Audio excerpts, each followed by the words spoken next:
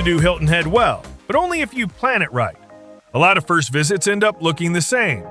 Too much time hunting for parking, slow drives that eat the afternoon, and beach stops that start blending into each other. This video keeps that from happening. You'll get the classic Hilton Head side people come for, a quieter nature break, a better mid-island day, and one stop that gives the whole trip more meaning before you leave. It's first-timer friendly, simple to follow, and set up in an order that feels right once you're actually on the island. Stay near South Forest Beach if you want to be close to Coligny, or around Shelter Cove if a central base sounds better. Use a car for the bigger moves, bikes for the fun stretches, and remember, Hilton Head is longer than it looks. Stick around for a great timing tip at the end. Now, let's get into it. Day 1, South Forest Beach, Coligny, and the smoothest possible start. The first day should make the island feel approachable. You do not need to chase some huge reveal. You need a clean start. That means beginning in the part of Hilton Head that asks the least from you and gives plenty back right away. Breakfast at Bad Biscuit is the right call on day 1 because it gets you fed without pulling you off course. It has enough personality to feel like you started somewhere with character, but it does not turn the whole morning into an event. Order something filling, keep the pace light, and get outside before the south end fully wakes up. Then go straight to Coligny Beach Park and give it a real chunk of the morning. People sometimes skip the obvious stop because they think obvious means lazy. On a first trip, obvious can be the right move. Coligny is the place that makes Hilton Head click. You get the beach, the boardwalk, the public setup, and none of that awkward feeling that you somehow drifted into a private corner of the island and guessed wrong. The free public lot has 397 spaces, which sounds like a dry detail until you get to Hilton Head and realize parking can shape your whole mood. Once you're on the sand, slow down long enough to read the place. Coligny is more active than the quieter stretches you'll see later. That's exactly why it belongs on day 1. It gives you the most welcoming version of Hilton Head first. Families are moving around, the beach access is clear, and the whole area has enough life to make the trip feel open right away. There's a lot to be said for starting where the island is easiest to understand, instead of trying to earn your vacation by making the first morning harder than it needs to be. Stay as long as it still feels good. That's the trick. Do not force yourself into a marathon beach sit just because the trip has officially started. Swim if you want to. Walk the shoreline if that's more your speed. Sit under shade for a while if the beach is only part of the appeal. Day 1 is where you figure out what kind of Hilton Head traveler you actually are, and that makes the rest of the routing better. When the beach starts to feel a little too bright and a little too sticky, step off it before your energy drops. Low Country Celebration Park is a strong next move because it changes the texture of the day without breaking the route.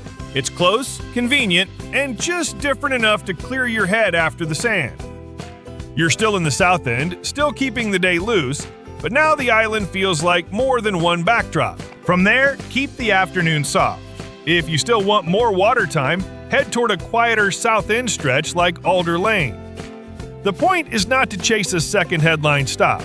The point is to let one part of Hilton Head open up properly. Coligny gave you the social, public, most straightforward version. A calmer follow-up nearby shows you the south end is not just one busy beach access with restaurants attached. It has more range than that when you stop bouncing around. This is also the right place for the first real time saver of the trip. Park early at Coligny and treat that spot as your anchor for the day. Do not keep moving the car around trying to squeeze out a slightly better angle on the south end. That kind of tiny optimization burns time and patience fast. Hilton Head is more enjoyable when you let a good base be good enough. Dinner should stay simple, and the Sandbar Beach Eats fits day 1 for that reason. It's casual, close, and relaxed in exactly the way the first evening should be. You're not trying to make a statement with dinner tonight, you're trying to wrap up the day well and keep some energy for the rest of the trip. After dinner, take a short beachside walk or drift back through the park if you still want a little air. Nothing dramatic, nothing that turns into a second outing. By the time you head back, the south end should make sense. You know where the easiest beach access is, you know how the public setup works, and the island already feels less random than it did this morning. That's all day 1 needs to do. And if you let it do that, it does the job really well. Day 2, Sea Pines, the Forest Preserve, and a Harbour Town finish that actually feels worth it. Now that the island makes more sense, this is the day to step into the version of Hilton Head people usually picture first. It's more structured, more polished, and a little more managed. That's not a bad thing, as long as you treat it like its own zone and not some casual detour. Breakfast at Harbour Town Bakery keeps the day focused. It puts you where the route is heading, gives you a clean start, and matches the tone of the morning. This is not the breakfast for a long, lazy linger. Eat, wake up, and move into the part of the island where timing matters a little more. Start with Sea Pines Forest Preserve. At 605 acres, it has enough room that it never feels like a tiny nature add-on tucked inside a famous resort community. That size matters because it changes the rhythm of the trip. After a public beach day, the preserve gives you trails, boardwalks, quiet water, and space to move without the ocean doing all the work. It shows you the inland side of Hilton Head before the island starts turning into one long chain of beach memories. The preserve works best when you do not rush it. Walk the paths. Let the marsh views sit for a minute. Take the bridges and boardwalks seriously instead of treating them like filler between photo stops. This is a better morning when the pace stays calm. Hilton Head can be very rewarding when you let a place unfold instead of demanding a big payoff every 10 minutes. It's also where these small logistics matter. If you're not staying inside Sea Pines, get your visitor pass at the gate and go in by car. Do not assume you can just roll in however you want. Day visitors are not allowed to enter Sea Pines by bicycle, and that's exactly the kind of little rule that can sour a vacation morning if you learn it on the spot. The better move is to give Sea Pines its own day, enter cleanly, and let the rest of the route stay smooth. That's part of why Day 2 works better than Day 1 for this section of the island. Yesterday gave you your bearings. Today you already know the south end. You're not dealing with first day uncertainty, and you can handle a more structured zone without feeling like the trip got complicated too fast. Later in the day, shift toward Harbour Town. This is where a lot of itineraries either oversell the place or barely use it. The better move is to let it close the afternoon naturally. Walk around the basin, look out at the boats, and give the area enough time to feel like more than a postcard stop. Harbour Town is polished, but it is not empty. If you slow down, it has enough texture to hold a real afternoon. The lighthouse helps with that because it gives the area a clear visual payoff without taking over the whole day. You can go up, take in the view, and then drop back into the harbor without turning the stop into a mission. That's the shape you want here. One strong nature anchor in the morning, one classic Hilton Head scene in the afternoon, and enough breathing room between them that neither feels rushed. Keep lunch light and flexible somewhere around Harbour Town if you need it. There's no reason to pack the middle of this day with a heavy sit-down meal just because that's what vacation guides tend to do. Day 2 works better when it keeps moving. And this is where it's worth reminding you that the timing tip is still coming. Sea Pines and Harbour Town are both nicer when the island has a little less pressure on it. The stops do not change, but the flow of the day absolutely does. Dinner at Quarterdeck makes sense because it lets the evening end where it should. You're already here. The water is right there. The day built toward this area on purpose. There's no prize for leaving and chasing dinner somewhere else just to say you covered more ground. After dinner, take one more short pass by the harbor and call it there. No extra attraction, no forced second act. By the end of tonight, Hilton Head should already feel wider than it did on Day 1. You have had the open public beach version and the more classic Sea Pines version, and they should feel clearly different in your head. That's what you want. Day 3, a practical bike day, Driessen, and a different kind of waterfront night. The third day should loosen up a little. You've already done the easiest public beach start and the most classic managed section. Now the island gets more mobile.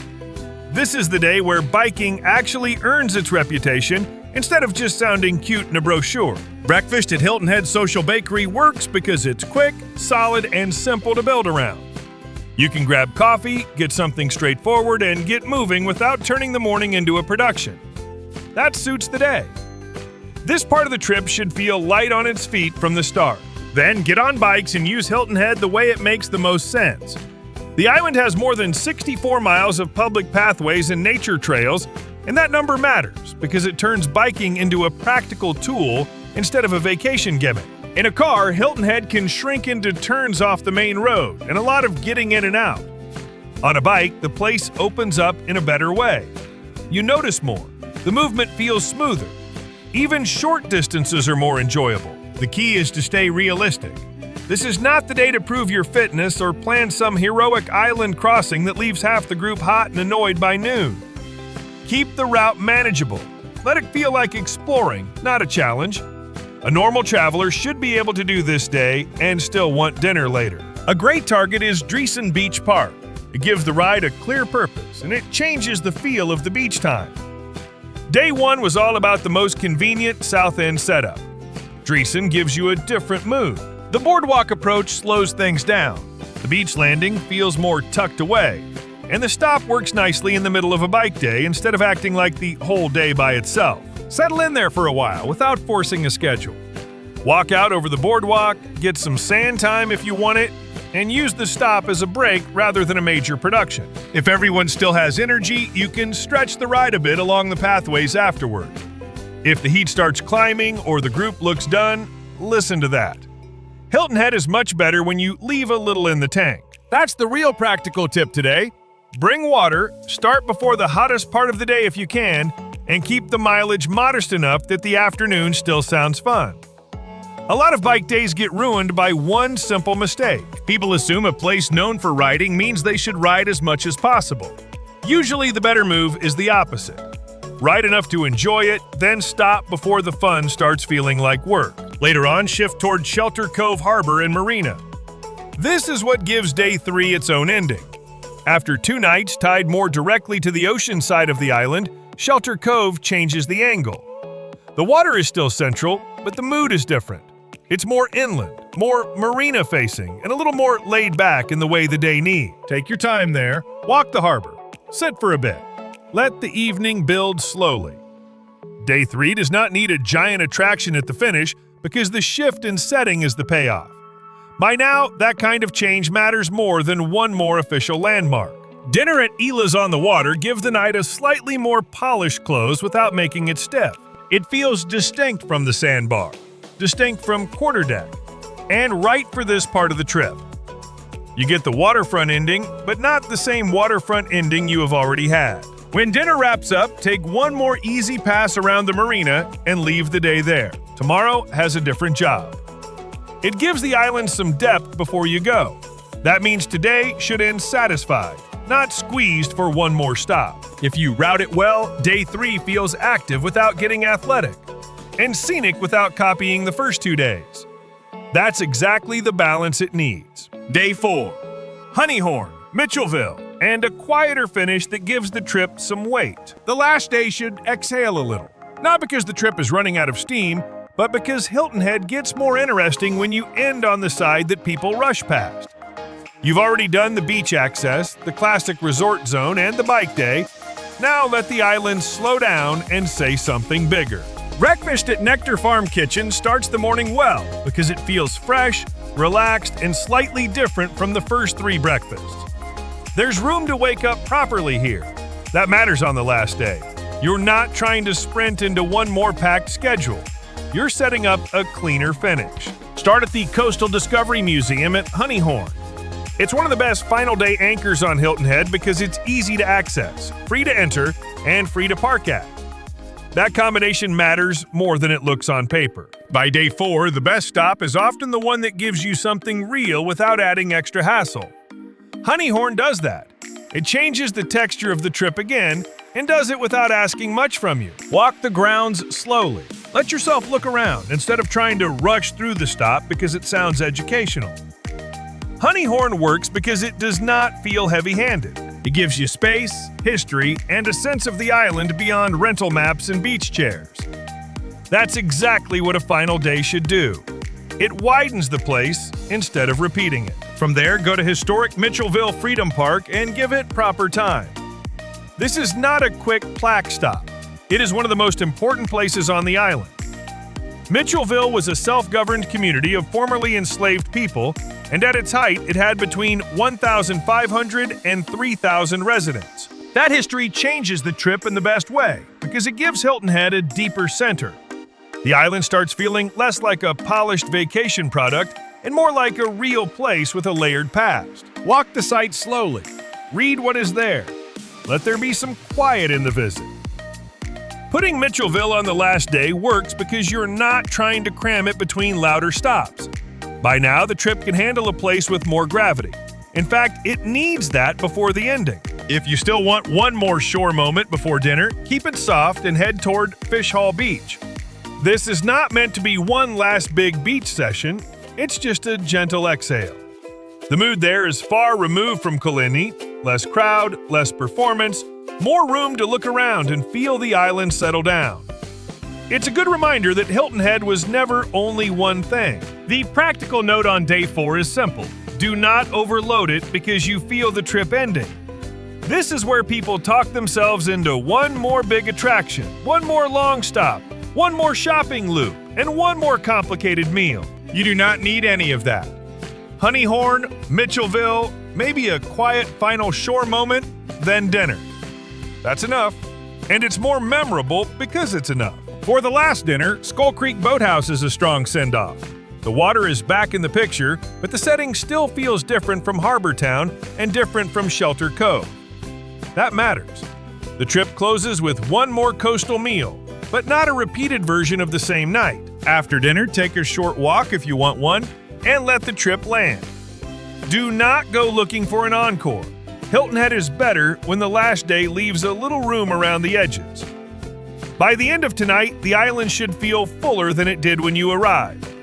That's the right kind of ending. If you can choose your dates, go in late spring or fall. Summer still works, but it brings the biggest crowds, tighter parking, and more slowdown at the island's most popular stops. Late spring usually gives you the beach weather people want without the full summer squeeze. Fall stays warm enough for bike rides, beach walks, and outdoor dinners, but the pace is usually calmer. Same 4 days, same core route, just a smoother experience. Keep the island split by zone, follow the days in this order, and Hilton Head starts feeling a lot less like a puzzle and a lot more like a trip you actually got to enjoy.